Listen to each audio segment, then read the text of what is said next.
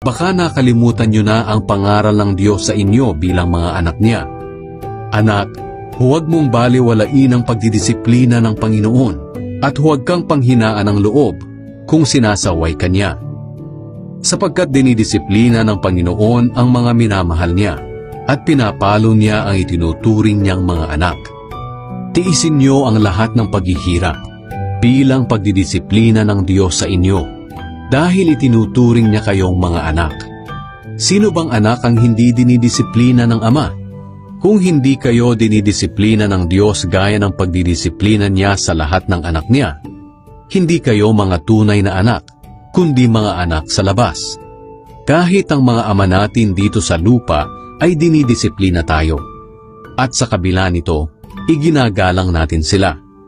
Kaya lalong dapat tayong magpasakop sa pagdidisiplina ng ating Ama na nasa langit para maging mabuti ang pamumuhay natin.